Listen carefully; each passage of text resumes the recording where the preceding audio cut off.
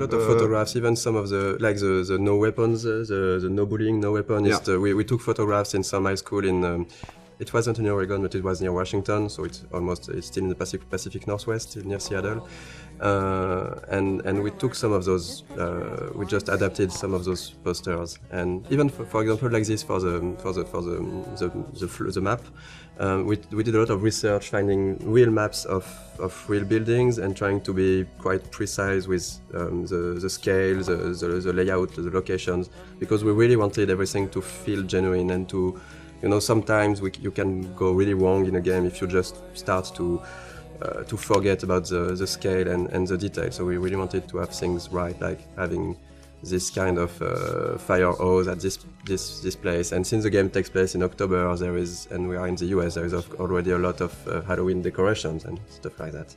We wanted to have the game anchor in reality, but also of course, we have a lot of references. We are huge fan of some TV shows, of books, of movies, and I think that in Life is Strange, the setting was really good to have a lot of those Easter eggs that will speak to the players and put the game into a pop culture reality. So there is a lot of stuff that is scattered around the game. If you look at every license plate in the game, you'll see that the letters, they are meaning some. In episode 1 is titles of TV shows that somehow we liked or that were somehow inspiration in some part for the game. In episode 2, it's movies. In the dormitories, you have the room which Red Rum. Someone wrote Red Rum on the slate. It's the number of the room in Shining. Yes, and so it shows that we love us as developers the movie, but also that the characters in the game, of course, know about this movie because it exists in their real world and they are making jokes about it. We knew that we had to hire an American scriptwriter. We sent some tests to few writers that were recommended and we knew. And Christian Divine, we had a Skype with Christian.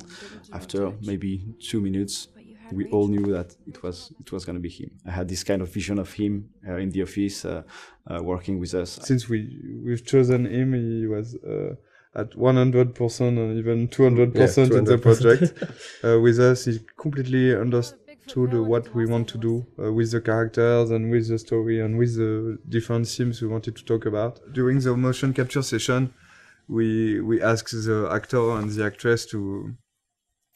When they meet, Max and Warren meet the first time here on the parking lot, we asked them, they were trying to kiss themselves, but you can't do that in the United States. In fact, as friends, we were thinking that, it's cool, they are going to kiss themselves. Warren tried to kiss Max, but kiss Max on the we've never done that, so we changed after a discussion with a writer and a lot of friends. We said, okay, we should switch to a hug. So we changed the animation to have just Warren try to hug Max and not kiss her. And this is a kind of mistake we can do as French people. So we have to be very careful about that. And it was really good because in France you can. Yeah, in say France, hello by kissing a girl like this, by just having a peek on the cheek, and not in the US. And this is the kind of stuff where having an American writer was really needed.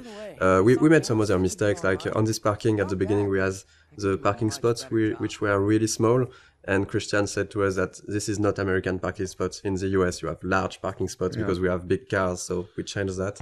And we did that for various things, like sometimes a sign were not at the right position or something that was not perfectly true to reality.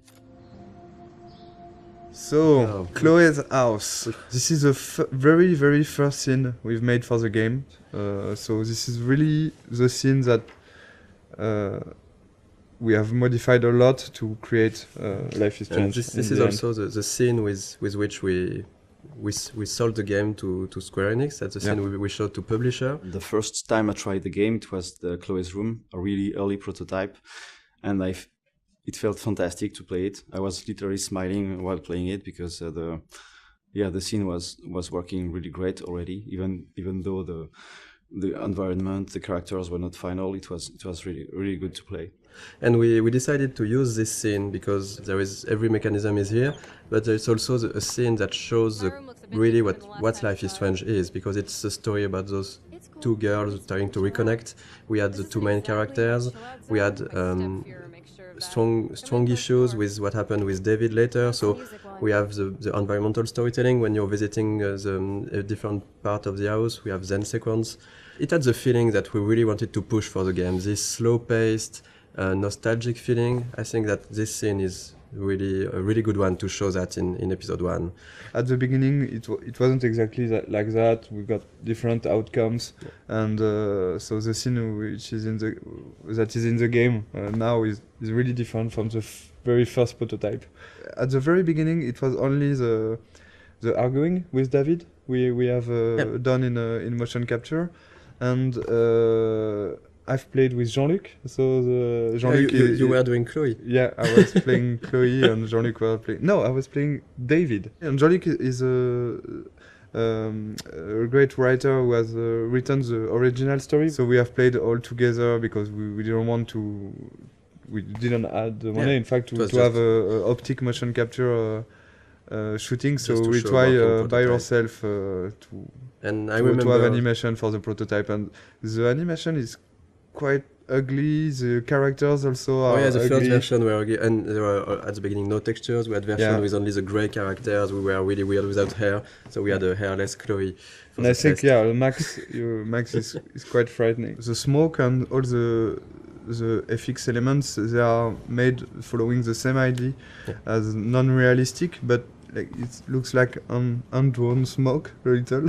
But it's really, really beautiful, and our FX artist has made a lot of FX like this. We can see also the wind outside. The wind effects are really beautiful. And we tried to be as close as possible of the concept art. Like ideally the game, we wanted it to look like some sort of animated concept art.